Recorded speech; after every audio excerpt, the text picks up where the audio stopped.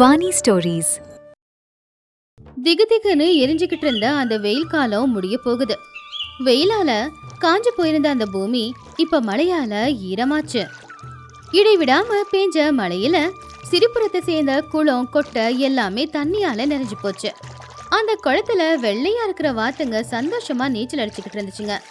ஆகாயத்துல இன்னும் அந்த கருமேகங்கள் அப்படியே தான் இருந்துச்சு. மெதுவா தூரலும் விழுந்துக்கிட்டு தான் இருந்துச்சு. ரங்கையா அப்படிங்கிற ஒருத்தன் ஆத்தங்கரையோரமா ஒரு 4 குச்சிங்களை நட்டு வச்சு அதுக்கு மேல ஒரு துணியை போட்டு அதுக்கு கீழே உக்காந்துக்கிட்டு இருந்தான். அவனுக்கு முன்னாடி இருக்கிற 2 கூடையில இப்பதான் பிடிச்ச மீனுங்க ஃப்ரெஷ்ஷா இருந்துச்சு. மழை பெஞ்சுக்கிட்டு இருந்தாலும் குளிரா இருந்தாலும் கூட அவன் அதையெல்லாம் பொறுத்துக்கிட்டு மீன் வாங்க யாராவது வருவாங்களான்னு காத்துக்கிட்டு இருந்தான். ரங்கையா குளிர்ல கை 2யும் தேய்ச்சிக்கிட்டு அந்த ஆத்த பார்த்து அவனுடைய மனசுக்குள்ள, ஆமா தாயே, எத்தனை நாளைக்கு அப்புறம் தான் உனக்கு என் மேலே கருணை வந்துச்சா? இந்த வெயில் காலத்தில் பூமி மட்டும் காயலம்மா, ஏழைங்களோட வயிறும் காஞ்சிக்கிட்டு தான் இருக்கு. இந்த 6 மாசமா எவ்வளவு முயற்சி பண்ணாலும் ஒத்த மீன் கூட கிடைக்கலம்மா. 6 மாசமா நானும் என்னோட பொண்டாட்டியும் பெரும்பாலும் பட்டினியாக தான் இருந்தோம். என்னைக்காவது ஒரு நாள் கிடைக்கிற கஞ்சியை குடிச்சுதாம்மா நாங்கள் 2 பேரும் இப்போ வாழ்ந்துக்கிட்டு இருக்கோம். நேரம் நல்லா இருந்ததால் நேற்றுல இருந்து மழை பெஞ்சிக்கிட்டு இருக்கு. வலைய போட்டதில் 2 கூட நிறைய மீன் கிடச்சிருக்கு. இது எல்லாத்தையும் வித்துட்டா நாங்கள் வயிறார சாப்பிடலாம். எல்லாத்தையும் வித்துட்டு தான் நான் வீட்டுக்கு போவேன் அப்படின்னு மனசுக்குள்ள பேசிக்கிட்டு தோல்ல இருக்கிற துண்டை எடுத்து முகத்துல இருக்கிற மழை தண்ணிய தொடச்சிக்கிட்டு இருந்தான். அப்படி மெதுவா பெஞ்சுக்கிட்டு இருந்த மழையில ஒரு கையில கொடையும் ஒரு கையில பையையும் பிடிச்சுக்கிட்டு சத்தியம்மா அங்க வந்தா. மழை பெஞ்சதுல வழியெல்லாம் சேரா இருந்துச்சு. வலிக்கு விழாம இருக்க பார்த்து பார்த்து காலடி எடுத்து வச்சுக்கிட்டு இருந்தா. அப்போ சத்தியம்மா மனசுக்குள்ள, சே என்ன மழை இது, கொஞ்சம் பேஞ்சா போதுமே, தெருவெல்லாம் சேரா ஆயிடுது. வெளியில இப்படி மழை பெஞ்சுக்கிட்டு இருக்கு, இந்த மழையில சூட மீன் குழம்பு சாப்பிடணும்னு ஆசையா இருக்குன்னு இந்த மனுஷன் என்ன வெளியில துரத்தி விட்டுட்டாரு. ஏன் போய் அவராவது மீன் வாங்கிட்டு வந்து கொடுக்கலாம்ல? மாட்டாரு. அதுக்கும் நாங்க தான் போயாகணும். என்னப்பா ரங்கையா சும்மா உக்காந்துக்கிட்டு இருக்க? மீன் இப்ப பிடிச்சதா இல்ல பழைய மீன் ஏதாவது சேர்த்து கலந்து வச்சிருக்கியா? ஐயோயோ இல்லைம்மா, காலையில் தான் வலைய போட்டு உயிரோடு இருக்கிற மீனை பிடிச்சி வச்சிருக்கம்மா. இன்னும் அது உயிரோட தான் இருக்கு பாருங்க, உடனே வாங்கிக்கோங்க. சரி ரங்கையா, 1 கிலோ மீன் எடை போட்டு கொடு. ஆமா, என்ன விலை? கிலோ மீன் 50 ரூபாம்மா. மழை இல்லாமல் மீனுங்க விலை அதிகமாயிடுச்சு, தப்பா எடுத்துக்காம கொடுங்க. 50 ரூபாவா? என்ன ரங்கையா, ஒரே நாள விலையை இவ்வளோ ஏற்றி வச்சு சொல்ற? என்னால் அவ்வளோலாம் கொடுத்து வாங்க முடியாது. 25 ரூபாய் கொடுக்குறேன், 1 கிலோ மீனை போடு. ஐயோ கடவுளே, காலையில் எழுந்து வந்து அந்த குளிரில் வலைய போட்டு மீன் பிடிச்சா வெறும் 25 ரூபாய்க்கு கேட்குறாங்களே. ஆமாம் தாயே, நான் ஏழைம்மா, அதிகமாக ஆசைப்பட மாட்டேம்மா. 25 ரூபாய்க்கு கொடுத்தா அது கட்டுப்படி ஆகாது. பேசாமல் ஒரு 40 ரூபாய் கொடுங்கம்மா. சத்தியமா கொஞ்சம் யோசிச்சு பார்த்துட்டு, சரி இந்தா 35 ரூபாய் இருக்கு, 1 கிலோ மீனை கொடு. வேற வழியும் இல்லாம ரங்கையாவும் சரி அப்படின்னு ஒத்துக்கிட்டான். சத்தியம்மாவுக்கு மீன் கட்டி கொடுக்கும் போது அப்பதான் தூரத்துல இருந்து ஒரு ஏழை வேகமா ஓடி வந்துகிட்டு இருந்தான். அவனோட பேரு ராமு. அவன் கையில ரொம்ப பெரிய மீன் ஒண்ணு வச்சுக்கிட்டு இருந்தான். அவ்வளவு பெரிய மீன் பிடிச்ச சந்தோஷம் அவன் முகத்துல இல்ல. என்னன்னு தெரியல, அவன் முகம் ரொம்பவே வாடி போயிருந்துச்சு. அந்த மீனை தூக்க முடியாம தூக்கிக்கிட்டு கஷ்டப்பட்டு ரங்கையா கிட்ட வந்தான். ரங்கையா அவன் கையில இருக்கிற பெரிய மீனை பார்த்து ஆச்சரியப்பட்டான். அண்ணே, இந்த மீனை நீ வாங்கிக்கிறியாண்ணே? எனக்கு அவசரமாக பணம் தேவை. எங்கள் அம்மா அங்கே உசுருக்கு போராடிக்கிட்டு இருக்காங்க. ரங்கையா அவன் சொன்னதை கேட்டு அந்த மீனை பார்த்து, அடடே, இவ்வளோ பெரிய மீனை பிடிச்சிருக்கியா ராமோ? ஆனால் என்கிட்ட அவ்வளோ பணம் இல்லையாடா. கொஞ்ச நேரம் இரு, யாராவது வந்தா அவங்களுக்கு இந்த மீனை வித்துடலாம். ராமு வேற வழி இல்லாம கண்ணுல கண்ணீரோட அந்த மலையில நனைஞ்சுக்கிட்டு அந்த பெரிய மீனை கையில பிடிச்சுக்கிட்டு நின்னுக்கிட்டு இருந்தான். அப்பதான் அந்த வழியில சுப்பையா அப்படிங்கிற ஒரு பெரிய மனுஷன் வந்தான். சுப்பையாவுக்கு மனுஷங்களை விட பணத்து மேலதான் ஆசை ரொம்ப அதிகம். எதிர்க்க இருக்கிறவன் பசியோட செத்தாலும் கூட அவனுக்காக 1 ரூபாய கூட அவன் எடுத்து செலவு பண்ண மாட்டான். என்ன ரங்கையா, மழை அதிகமா இருக்கா என்ன? அப்படின்னு சொல்லும்போது சுப்பையாவோட பார்வை ராமுவோட கையில இருக்கிற அந்த பெரிய மீன் மேல போச்சு. அந்த மீனை இன்னைக்கு வாங்கி எப்படியாவது சமைச்சிடணும் அப்படின்னு நினைச்சு, என்ன ராமோ, மீன் ரொம்ப பெருசா இருக்கே, என்ன வேலை? அப்போ ராமு சுப்பையாவை பார்த்து கையெடுத்து கும்பிட்டு, ஐயா, வீட்டில் எங்கள் அம்மா உசுருக்கு போராடிக்கிட்டு இருக்காங்க. அவங்களுக்கு சுத்தமாக உடம்பு முடியலை. இந்த மீனை வாங்கிக்கிட்டு ஒரு 200 ரூபாய் கொடுத்தீங்கன்னா அவங்க உயிரை காப்பாத்தின புண்ணியம் உங்களுக்கு கிடைக்கும். அப்ப சுப்பையா அவனுடைய மனசுக்குள்ள, இவனுக்கு இப்போ பண தேவை அதிகமா இருக்கு போலயே. 200 ரூபாயா? அவ்வளோ பணம் கொடுத்து நான் ஏன் இப்போ வாங்கணும்? 10 ரூபாயை கொடுத்தா கூட இப்போ இந்த மீனை இவன் எனக்கு கொடுப்பான். அப்படின்னு நினைச்சுக்கிட்டு வெளியில ராமு கிட்ட, 200 ரூபாயா? யாருடா இந்த மழையில 200 ரூபாய் கொடுத்து மீன் வாங்குவாங்க? 50 ரூபாய் கொடுக்கறேன், அதை வச்சுக்கிட்டு மீனை கொடு. இந்த மீனுக்கு 50 ரூபாயே அதிகம்தான். 50 ரூபாய் அப்படின்னு சொன்னதும் ராமுவோட மனசு ரொம்பவே கஷ்டப்பட்டுச்சு. அதெல்லாம் அவங்க அம்மாவுக்கு வைத்தியம் பார்க்க முடியாதே. இல்லைங்க ஐயா, 50 ரூபாய்க்கு எங்க அம்மாவுக்கு ஜுரம் மாத்திரை கூட என்னால வாங்கி தர முடியாதே. நான் காலங்காத்தால எழுந்து குளிர்ல நடுங்கி கஷ்டப்பட்டு இந்த மீனை பிடிச்சிக்கிட்டு வந்திருக்கேங்க ஐயா. தயவு பண்ணி 200 ரூபாய் கொடுங்க ஐயா. 50 ரூபாய்க்கு வராதுங்க ஐயா. அப்படின்னு சொல்லி ராமு ரொம்பவும் கவலையோட அழ ஆரம்பிச்சிட்டான். ஒழுங்கா 50 ரூபாய்க்கு தர்றதுனா தா, இல்லைன்னா நான் வாங்காம போயிடுவேன். அப்புறம் உங்க அம்மாவுக்கு எப்படி வைத்தியம் பாப்ப? அப்படின்னு சொல்லி மனசாட்சியே இல்லாம அவன் திரும்பி அங்கிருந்து போக பார்த்தான். அப்போ ரங்கையாவோட கண்ணுல இருந்தும் கண்ணீர் வந்துச்சு. ஏன்னா அவனையும் ஒரு தாய் தானே பெத்தாங்க. தாய்க்கு உடம்புக்கு முடியலனா அது எவ்வளவு கஷ்டமா இருக்கும்னு ராமுவை பார்த்ததுமே அவனுக்கு புரிஞ்சுது.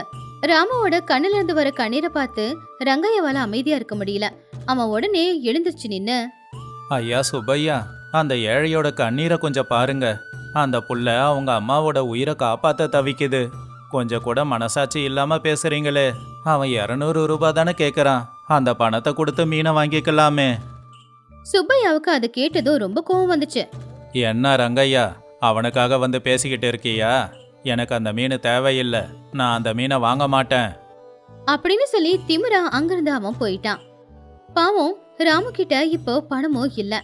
அம்மாவுக்கு எப்படி வைத்தியம் பண்றது அப்படின்னு அவனுக்கு ஒண்ணுமே புரியல. அம்மா, உன்னை காப்பாற்ற முடியும்னு எனக்கு தோணலம்மா அப்படின்னு பாவம் அவன் அழ ஆரம்பிச்சிட்டான். அதை பார்த்து சத்யம்மாவுக்கு மனசுக்கு ரொம்ப கஷ்டமாயிடுச்சு. சத்யம்மா மனசுக்குள்ள, சீச்சி, நானும் ஒரு பொம்பளையா? அந்த புள்ள கண்ணுக்கு எதிர்க்க அம்மாவை காப்பாற்ற முடியலன்னு அழுதுகிட்டு இருக்கான். அவனுக்கு உதவி செய்யறதுக்கு கூட எனக்கு மனசு வரலன்னா நல்லா மனுஷியே இல்ல. கண்ணு எதிர்க்க ஒரு உயிர் போகும்போது அதை பார்த்துக்கிட்டு எப்படி அமைதியா இருக்க முடியும்? இந்த பையனுக்கு நான் இப்போ உதவி செய்யல, அந்த கடவுள் என்ன மன்னிக்க மாட்டாரு. சத்யமா ராமு பக்கத்துல போய், அழாதப்பா, உங்க அம்மாவுக்கு ஒன்னும் ஆகாது. இந்த மீனை நான் வாங்கிக்கிறேன், ஆனா என்கிட்ட 100 ரூபாய் தான் இருக்கு அப்படின்னு சொல்லி சத்யமா 100 ரூபாய் கொடுத்தப்போ அதை பார்த்துக்கிட்டு இருந்த ரங்கையா, அம்மா சத்யாம்மா, உங்களுக்கு ரொம்ப பெரிய மனசுமா. நீங்க 100 ரூபாய் தாங்க.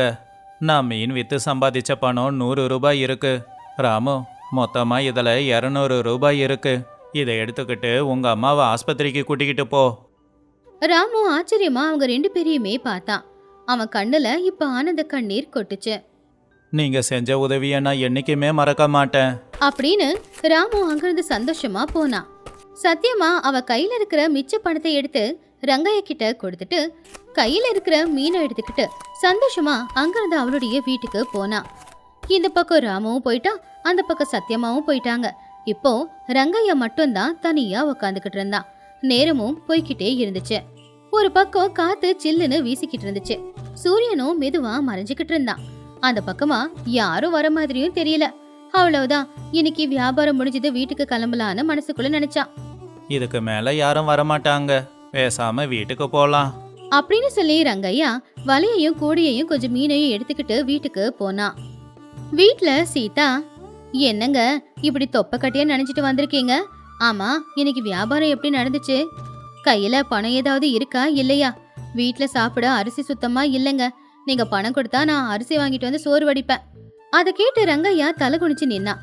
மழை தண்ணியோட அவன் கண்ணுல இருந்து கூட தண்ணி கொட்டிக்கிட்டு இருந்துச்சு. அப்போ ரங்கையா, என்ன மன்னிச்சிடு ரங்கம்மா, காலையில இருந்து வலை போட்டு பிடிச்ச மீனை நான் வித்துட்டேன். ஆனா என் கையில ஒத்த ரூபாய் இல்ல. இன்னைக்கு பிடிச்ச மீனுல மிச்சமான 2 சின்ன மீனும் அப்படியே கையில 20 ரூபாய் பணமும் தான் இருக்கு. அப்படி அன்னைக்கு அந்த ஆத்தங்கரையில என்ன நடந்துச்சோ அத அப்படியே சீதா கிட்ட சொன்னா. ரங்கையா சொன்னது கேட்டு சீதாவோட கண்ணு கூட கலங்க ஆரம்பிச்சிடுச்சு. அந்த பையன் அவங்க அம்மாவோட உசிரை காப்பாத்த போராடுறத பார்த்து என்னால அமைதியா இருக்க முடியல ரங்கம்மா. அதனால தான் நான் என் பணத்தை கொடுத்துட்டேன், என்னை மன்னிச்சிடு. சீதாவோட கண்ணுல இருந்து கண்ணீர் கொட்டிக்கிட்டு இருந்துச்சு. ஆனா அது புருஷன் மேல இருக்கிற பெருமையாலேயும் சந்தோஷத்தினாலையும் வந்தது. சீதா ரங்கையாவோட கைய பிடிச்சுக்கிட்டு, பரவாயில்ல விடுங்க, ஒருவேளை பட்னியா இருந்தா என்ன ஆயிட போகுது, ஆனா அந்த புள்ளையோட அம்மா உசுறு பொழைச்சுக்கிட்டு அதுவே போதும். பட்னியா இருக்கிறது நமக்கு ஒண்ணு புதுசு இல்லைல்ல, அந்த அம்மா உயிரோட வந்தாங்கன்னா அதுவே போதும். நீங்க பண்ணதுல எனக்கு கோவம் எதுவும் இல்லைங்க, எனக்கு உண்மையிலேயே ரொம்ப பெருமையா தான் இருக்கு. உங்களை மாதிரி நல்ல புருஷன் கிடைச்சதுக்கு நான் கொடுத்துதான் வச்சிருக்கேன். எனக்கு உண்மையிலேயே ரொம்ப பெருமையா தாங்க இருக்கு. பொண்டாட்டி சொன்னதை கேட்டு ரங்கையாவோட மனசுல இருந்த பாரமே இறங்கி போயிடுச்சு. அவனுக்கு உடம்பெல்லாம் நனைஞ்சு நடுங்கிக்கிட்டு இருந்தாலும் கூட மனசுக்குள்ள தெரியாத ஒரு கதகதப்பு இருந்துச்சு. கவலைப்படாதீங்க, உடம்பு நடுங்குதா, நீங்க கொண்டு வந்த இந்த 2 மீன் போதும், நான் அதை வச்சு குழம்பு செஞ்சு கொண்டு வரேன். இன்னைக்கு சாப்பாடு இல்லாம அந்த மீனை மட்டும் சாப்பிட்டுக்கலாம். நீங்க போய் துணிய மாத்திக்கிட்டு வாங்க. சீதா சந்தோஷமா போய் அடுப்பை பத்த வச்சு அந்த மீனை கழுவி கொண்டு வந்து மண்பானையில ரொம்பவும் மணமணக்கிற ஒரு நல்ல குழம்ப வச்சா. அந்த குழம்பு கொதிக்கும் போது வர வாசம் அந்த வீடெல்லாம் தாண்டி அந்த தெருவெல்லாம் கூட பரவ ஆரம்பிச்சுது. அப்படி அன்னைக்கு ராத்திரி நேரம் சாப்பாடு இல்லைனாலும் அந்த மீன் குழம்ப சாப்பிட்டு 2 பேரும் படுத்து தூங்குனாங்க. அடுத்த நாள் காலையில சூரியன் வந்தான். மழையும் இப்போ விட்டு இருந்துச்சு, ஆனா சில்லுன்னு காத்து வீசிக்கிட்டு இருந்துச்சு. ஆகாயம் அமைதியா இருந்துச்சு. ரங்கையா அன்னைக்கு ரொம்பவும் உற்சாகமா வலையை எடுத்துக்கிட்டு ஆத்தங்கரைக்கு போனான். மனசுக்குள்ள எந்த ஒரு கவலையும் இல்லாம அமைதியா உட்காந்துக்கிட்டு வலைய ஆத்துல தூக்கி போட்டுட்டு பொறுமையா பாத்துக்கிட்டு இருந்தான். கொஞ்ச நேரத்திலேயே அந்த வலை ரொம்ப கனமாச்சு. என்னடா அப்படின்னு சொல்லி பலம் எல்லாத்தையுமே பயன்படுத்தி இழுத்து பார்த்தா அந்த வலையில இன்னைக்கு ரொம்ப பெரிய பெரிய மீனுங்க மாட்டி இருந்துச்சு. அத பார்த்து ரங்கையா ஆச்சரியப்பட்டுக்கிட்டு இருக்கும் போது அப்பதான் ராமு ரொம்பவும் சந்தோஷமா அங்க வந்தான். அவன் முகத்துல ஒரு சிரிப்பு இருந்துச்சு. ராமு சந்தோஷமா ரங்கையாவை பார்த்து, அண்ணே, நேத்து நீ எனக்கு கொடுத்த பணத்துல எங்க அம்மாவை ஆஸ்பத்திரிக்கு கூட்டிட்டு போய் மருந்து வாங்கி கொடுத்தண்ணே. என் அம்மா இப்போ உசுரோட இருக்காங்கண்ணே. நீ செஞ்ச உதவிய என் உயிர் இருக்கிற வரைக்கும் மறக்க மாட்டேன். அப்பதாங்க சத்தியமாவும் வந்தா. அவளுடைய முகத்திலேயே கூட ஒரு சந்தோஷம் இருந்துச்சு. ரங்கையாவோட கூடையில இருக்கிற மீனுங்களை பார்த்து சத்தியமா சந்தோஷப்பட்டா. அப்போ சத்தியமா, ரங்கையா, உன் நல்ல மனசுக்கு தான் இந்த மீன் இன்னைக்கு கிடைச்சிருக்கு. இன்னைக்கு என் வீட்டுக்கு சொந்தக்காரங்க வந்திருக்காங்க, பேரமே நான் பேசல. நீ சொல்ற விலைக்கே இந்த மொத்த மீனுகளையும் நான் வாங்கிக்கிறேன். அதை கேட்டு ரங்கையா ரொம்பவும் சந்தோஷமா மேல ஆகாயத்தை பார்த்து கையெடுத்து கும்பிட்டு நன்றி சொன்னான். உண்மைதான், ஆபத்துல இருக்கிறவங்களுக்கு நம்மளால முடிஞ்ச உதவியை செய்யும் போது அந்த கடவுளும் நமக்கு பெரிய உதவியை செய்வாரு அப்படின்னு மனசுல நினைச்சுக்கிட்டு ரங்கையா சந்தோஷமா மீனை வித்தான். இந்த கதையில இருக்கிற நீதி என்னன்னா, கஷ்டத்துல ஒருத்தங்க வந்து நம்ம கிட்ட உதவி கேட்கும் போது அவங்களுடைய அந்த சூழ்நிலைய பயன்படுத்திக்கிட்டு நாம பணம் சம்பாதிக்கணும் அப்படின்னு நினைக்க கூடாது, அவங்கள ஏமாத்தணும் அப்படின்னு நினைக்க கூடாது. கஷ்டத்துல இருக்கிறவங்கள கஷ்டப்படுத்தினா கடவுள் நம்மள கஷ்டப்படுத்திடுவாரு. அவங்கள நாம சந்தோஷப்படுத்தினா நாளைக்கு அந்த கடவுள் நம்மள சந்தோஷப்படுத்துவாரு.